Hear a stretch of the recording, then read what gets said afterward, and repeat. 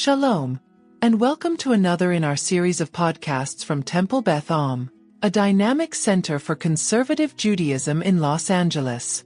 This is a recording of a Shabbat teaching with Rabbi-Cantor Hilary Chorny. I included both chapter 1, verse 2 of this new book that we've begun of the Sefer Torah, and also chapter 2, verse 1. In the second verse of the first chapter of Vayikra, we hear the following, and it's the first time we're going to hear it, and we'll hear it many times thereafter in Vayikra. Daber el bnei Yisrael v'amarta alehem. That part we know. Say to the people of Israel, the children of Israel, and say to them, Adam, hi akriv mikem korban. Adam, who brings close from them some sort of offering. What is an Adam? What is an Adam? A random person, an individual. An Adam is a person, a player in the system. An Adam is someone. Adam is translated as someone. Adam is ish, or Adam is mishahu. Adam is someone. Adam ki akriv mikem korban ladonai min habehema. They bring a sacrifice to God from among their large animals. Min habakaru min atzon, something from the herd, from the flock. Takrivu et korbanchem. They will bring you will bring your offerings forward towards God. Okay, that's how the notion is introduced. We'll see many, many times the generic instruction that a person should bring forward their sacrifice. Now look at chapter 2, verse 1. V'nefesh ki takriv korban mincha ladonai, and someone who brings forward a sacrifice that is the mincha sacrifice, ladonai. What's mincha? Well, nowadays, it's the service that we just prayed. It's the afternoon service, which some in the Talmud argued is the placeholder for the thing that this verse is talking about, which is the offering that we're about to talk about in this verse. Mincha is a specific type of an offering, one kind of offering. Mincha ladonai, solet yihye korbano. His sacrifice shall be solet. What's solet? What's solet? Free will. That's a good conjecture, but it means some sort of a grain offering, which I can't believe that we read this so close to Passover, trying to get grain out of here, and here we are talking about all the grain that needs to be offered up. Solet yihye korbano v'etzak. What's that? Oh, that's how you get rid of your grain, is you make a grain sacrifice. That's true. Somebody came today to shul and they said, they brought a box of dry lasagna noodles and said, where's the sova box? Where's the food pantry box? Because they're ridding there, and it was beautiful. I have no idea if we have one right now in the building. It sort of goes on rotation, but what a great idea to bring your pasta as that was like their musaf. I guess they were exempt from musaf today, right? Their offering. Just kidding. So, v'yatzak aleha shemen, and you should throw on this mincha offering some kind of oil, v'natan aleha levona. And you should also place this special, not spice, but what's the word I'm looking for? Incense. That was the word, yeah. Some sort of like an incense type, a fragrant spice, a spice that's used for its fragrance, onto it. So you're bringing this grain, and then you zhuzh it up with oil and also with frankincense. The commentators pick up on one specific part of this verse, which is that here we do not have echad or mishahu or adam. Instead, what does the verse start with? The word nefesh, soul, nefesh. Frankincense is a type of a very aromatic spice that was used, and very aromatic spice. So we have nefesh ki takriv, when a nefesh should make this mincha offering. Rashi comes and says the following: Lo ne'emar nefesh b'chol korbanot nedava ela bamincha. We don't have nefesh as the word for the person making any kind of an offering, except in this case, the case of mincha. Mi darko lehit nadev mincha, for who is usually the one who comes to give the mincha offering in particular? Oni. What is an oni? A poor person. Lechem oni is something that should be familiar to us because it's in the Haggadah. We say, what is the lechem oni? It is the matzah, right? This is the bread of, it's either bread of affliction or it's the bread that's the simplest bread that we have to offer. So, Amar HaKadosh Baruch Hu, says Rashi, the Holy One, blessed be God, says, Ma'aleh ani alav ki'ilu hikriv nafsho. We'll make it such that, and this is a quote from the Talmud of Menachot, that if a poor person in particular should bring the grain offering, I will think of it as if that poor person was bringing their entire soul.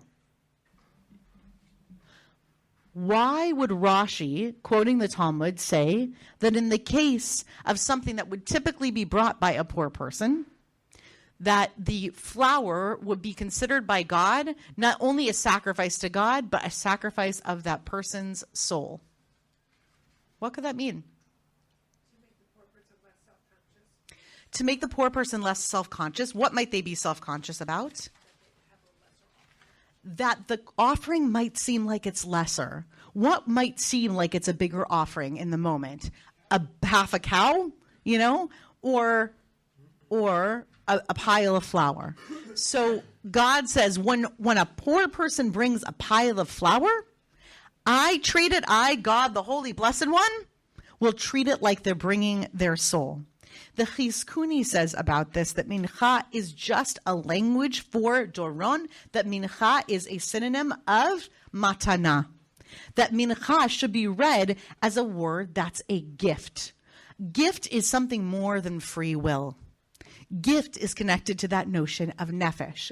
God treating this as this is the most special offering that could be ever offered in the whole world. There are two really important aspects to this. Number one is that the system of korbanot, the system of sacrifices, then acknowledges and takes account for the capacity of an individual bringer of sacrifices to bring sacrifices. Shh, please. When people, the system takes account for. So it means that somebody who cannot afford very much can bring a very small thing, and they're acknowledged at the highest possible level, the level of nefesh. That's one part of it, that God has set up a system of korbanot, that our rabbis set up a system of korbanot as they reviewed it with us as we have it in the Talmud, that explains that the sacrifices that we give, it matters what capacity we have in order to give it.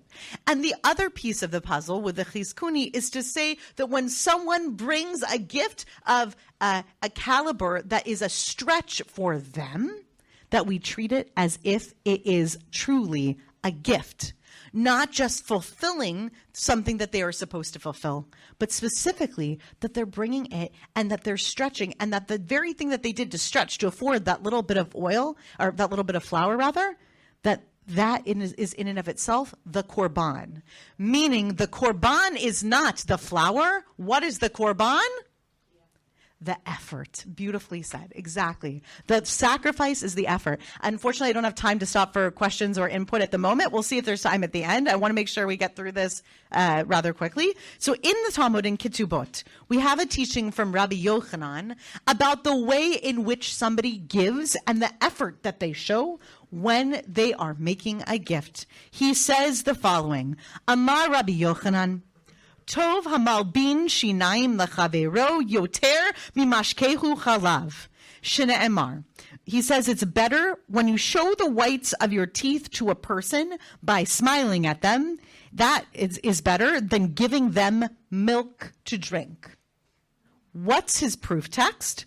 Uleven shinayim mechalav, which on its surface means that his teeth are white from drinking milk. But instead, we're reading it, Al tikrei leven shinaim, ela libun shinaim. Rather, it is better that he give with white smiling teeth than the milk.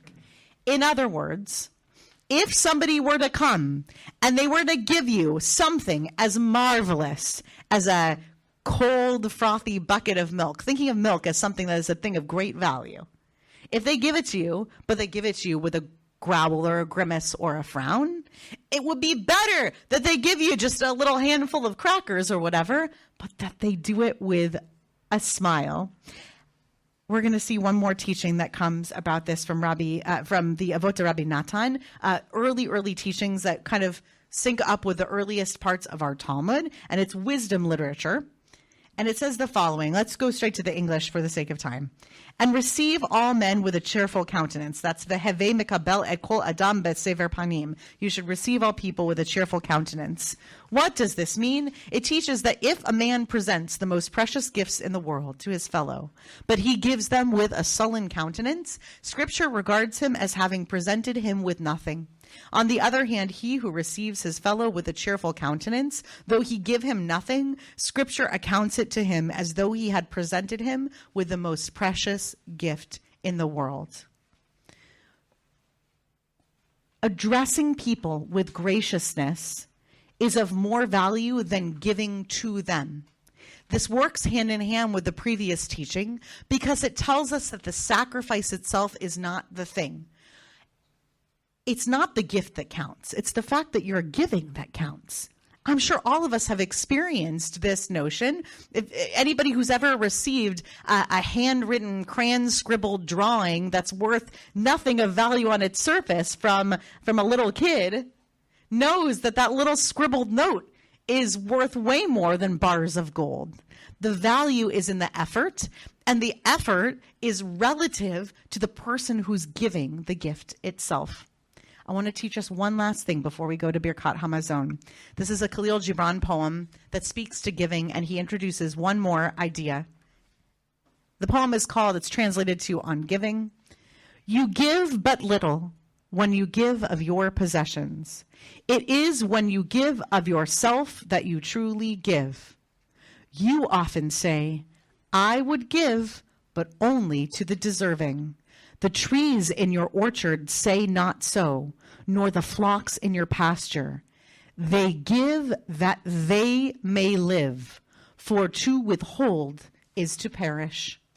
See first that you yourself deserve to be a giver and an instrument of giving, for in truth it is life that gives unto life, while you, who deem yourself a giver, are but a witness. Khalil Gibran paints a picture that the trees see it as a necessary part of their life cycle to give. If they don't let their fruits go, if their fruits are not picked, they're wont to die. If we were to see ourselves as givers in that respect, like it's an itch from within ourselves, we have to give in order to be sustained, in order to really live, we have to give, that we haven't completed our year yet. What a world this would be if that was the way in which people gave. And what's fascinating about that is that's a terribly self-centric way of thinking about giving. It's as if it's for the sons of self-preservation that we're giving. But what Khalil Gibran is speaking to is the evolutionary tie that we have to the trees in that respect. It's a beautiful, beautiful notion that we ourselves are not being miserably too self-centric by saying we need to give because we need to give. No, we do. We need to give, and when we give, we are caring for ourselves so that we can live again. So I encourage you, as you think about anything from year-end tax receipts and giving, which is one way that people think about I need to give and have minimums that they need to meet, or when you think about an ask that someone is bringing to you to give in any respect, whether it's dry or canned goods or it's some sum of money, to think about what you are doing for yourself by giving, that it's a matter of self-preservation, and that it's a matter of inducing an evolutionary cycle among humanity, where by giving, we are creating a world in which people feel they really need to give, and by giving, they're given life again in turn. It's a really, really beautiful notion from Khalil Gibran, the best Torah I've come across in quite some time. You've been listening to another in our series of podcasts from Temple Beth Am, a dynamic center for conservative Judaism in Los Angeles. If you enjoy these podcasts, We invite you to write a review on the Apple Podcast website or wherever you get your podcasts. For more information on Temple Beth Am, Los Angeles, please visit www.tbala.org.